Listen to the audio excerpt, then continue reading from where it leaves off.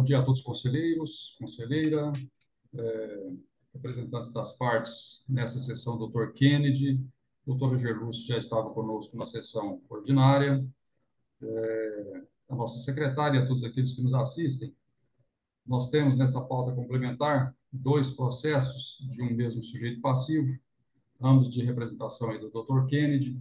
Sendo assim, eu anuncio o item 1 da pauta, que é o processo 4012-10-155-5607, contendo recurso voluntário, contendo recurso ex officio e voluntário 666/24, em que são recorrentes a Fazenda Pública Estadual e Lagoa Flat Bar e Restaurante Limitada, sendo relatora a conselheira doutora Valéria Cristina, a qual, estando em condições, peço que profira o relatório, por gentileza. Obrigada, senhor coordenador. Novamente desejo um bom dia a todos. E eu gostaria de me abster de fazer o relatório, considerando que eu tenho uma proposta de encaminhamento. Pois Gostaria não. de fazer a leitura da resolução. Considerando que no auto de infração cobra-se do sujeito passivo ICMS no valor de R$ 825.851,56, mais combinações legais, por omitir receitas decorrentes de venda de mercadorias tributadas no valor do déficit financeiro apurado em auditoria do movimento financeiro. Considerando que a autuada é uma empresa optante do Simples Nacional para o período objeto da autuação, e assim, as normas relativas ao tratamento diferenciado e favorecido a ser dispensado a essas empresas estão previstos na Lei Complementar 123 de 96, a qual, no seu artigo 34, dispõe que aplicam-se às microempresas e à empresa de pequeno porte optantes pelo Simples Nacional todas as presunções de omissão de receita existentes nas legislações de regência dos impostos e contribuições incluídos no Simples Nacional. Considerando que estamos diante de uma presunção de saída de mercadoria desacobertada por documentação fiscal, apurada por intermédio da auditoria do movimento financeiro, na qual se analisa livros e documentos fiscais contábeis, com o propósito de verificar se as operações relativas a aquisições e vendas de mercadorias e prestações de serviços foram efetuadas no período analisado, estariam compatíveis com o fluxo financeiro apurado, levando-se em consideração o saldo das disponibilidades no início do período, o ingresso e desembolso comprovado, e estejam estes declarados ou não, se for o caso, também o saldo final das disponibilidades.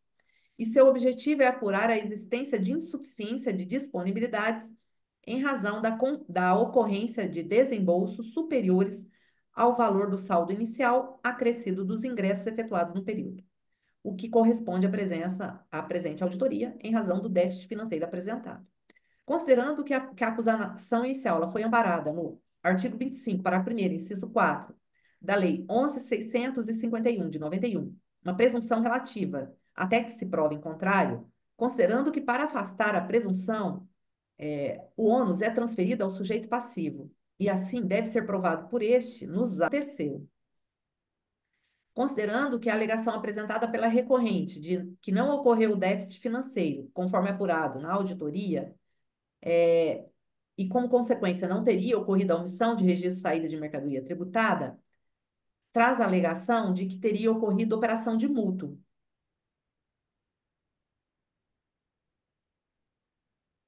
E essa alegação apresentada por parte do sujeito passivo, de que, na verdade, existiria empréstimos, foi objeto de diligência em primeira instância, com a manifestação da autoridade fiscal, folhas 330 a 334 dos autos, abro aspas. Pela análise dos documentos apresentados, folhas 47 a 315, os extratos bancários apresentados já haviam sido verificados e analisados pelo auditor. Encontram-se em mídia digital, folha 10 aos autos. Não apresentam nenhum elemento que comprove a efetiva realização de operação de mútuo ou outro elemento da mesma natureza contábil, empréstimo ou financiamento, sendo necessária a efetiva comprovação via contrato entre mutuário e mutuante, por exemplo, no caso de empréstimo de sócios à empresa, a sua comprovação através da declaração do imposto de renda dos sócios, não havendo, então, nenhuma documentação suporte ou qualquer documento probatório que comprove essa operação de mútuo ou qualquer outro elemento da mesma natureza contábil, e, e que amparasse as alegações da defesa. Considerando que o julgador é um dos destinatários da prova, porém não o único, e a prova ela tem por destinatário todos os sujeitos do processo. E o julgador seria o destinatário direto da prova, mas as partes e outros interessados seriam os destinatários indiretos.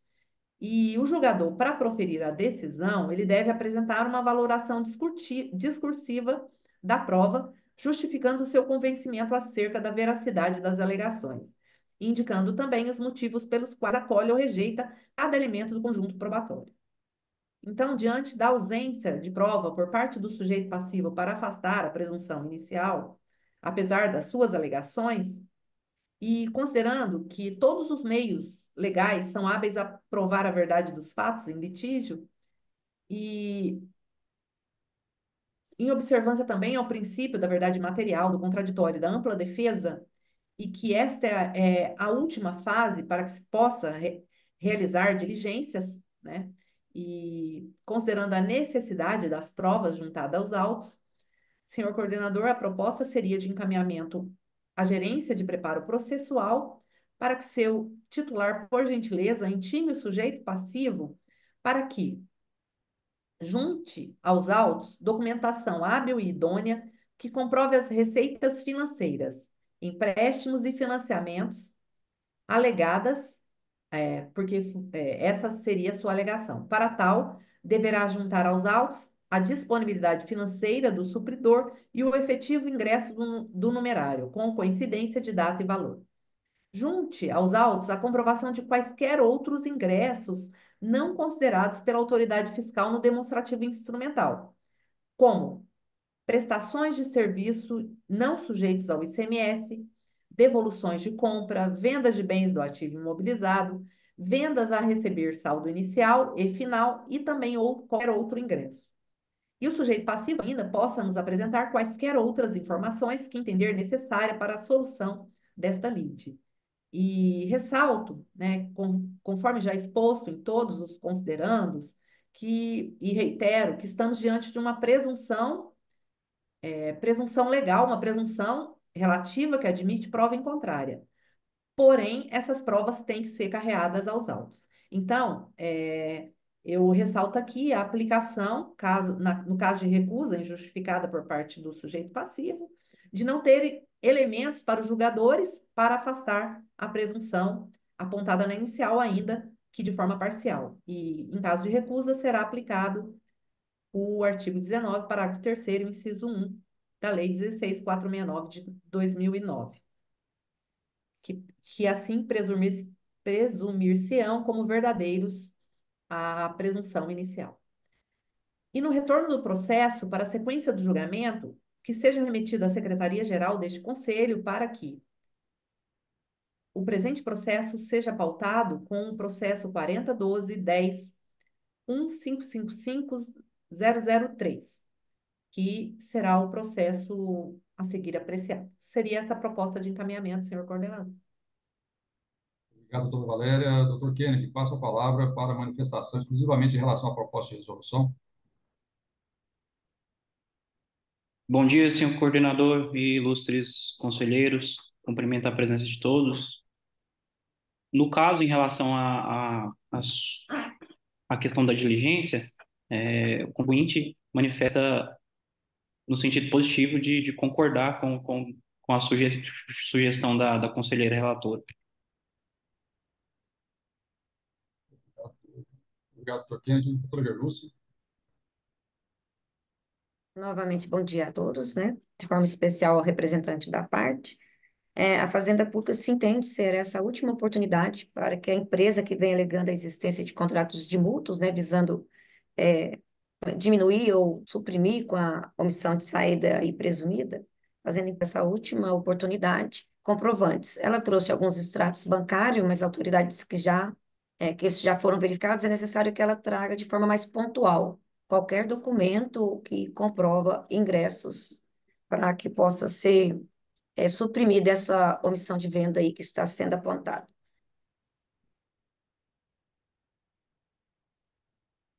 Obrigado, doutor Gerlúcio. Senhores, perguntam se há necessidade de conferência. Doutora Valéria, se aprovado, posso considerar como lida em sessão cameral, né? Sim, senhor coordenador, pode ser considerada lida. Caso aprovada. Obrigado, doutor Valdir. De acordo, presidente. Obrigado, doutor Josimar. De acordo com a proposta. Doutor Henrique. De acordo. Bom, então a terceira Câmara do Conselho Administrativo Tributário resolveu, por unanimidade de votos, por encaminhar os autos ao sujeito passivo para cumprimento de comandos constantes da resolução elaborada pela conselheira relatora. Eu observo que a resolução foi lida e aprovada em sessão cameral com a concordância das partes.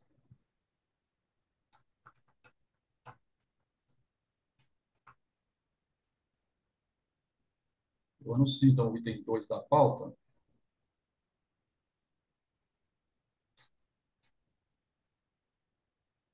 Só um instante, por favor.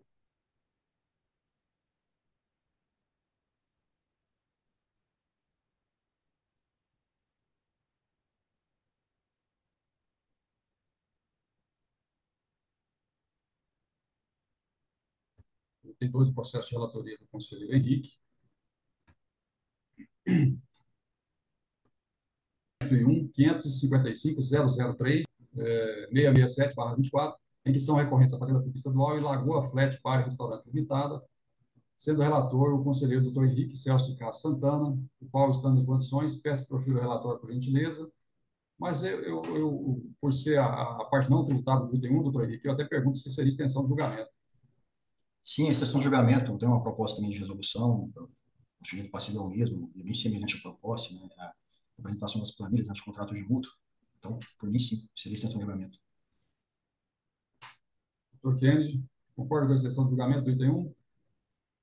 Concordo, se tratando dos mesmos autos, né, o mesmo período apurado, concordo com a proposição do conselheiro Henrique.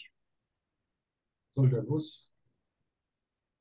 De acordo, aqui trata-se de multa formal, né, proveniente da mesma auditoria, então os processos são conexos. A Fazenda Pública concorda com a extensão, senhor coordenador.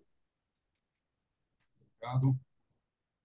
Doutora Valéria, extensão de concorda? De acordo. Doutor Valdir? De acordo com o coordenador. Doutor Josimar?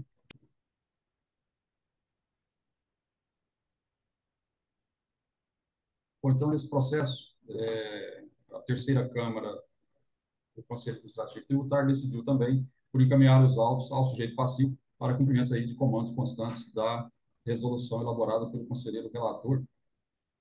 Eu agradeço a presença do doutor Henrique, da doutora Gerlúcio, desejo aí um bom fim de semana, e que tenha encerrado a participação nos processos dessa pauta de hoje.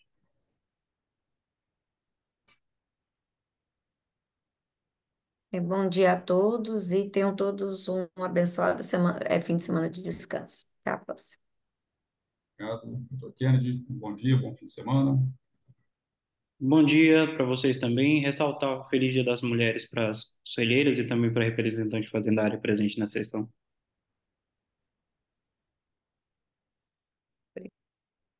Bom, eu encerro a presente sessão, então, nesse dia 8 de março, que todas as mulheres aí tenham um dia especial, né?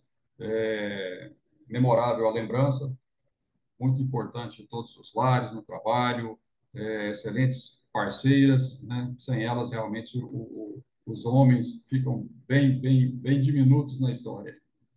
Parabéns a todas. Encerra assim a presente sessão.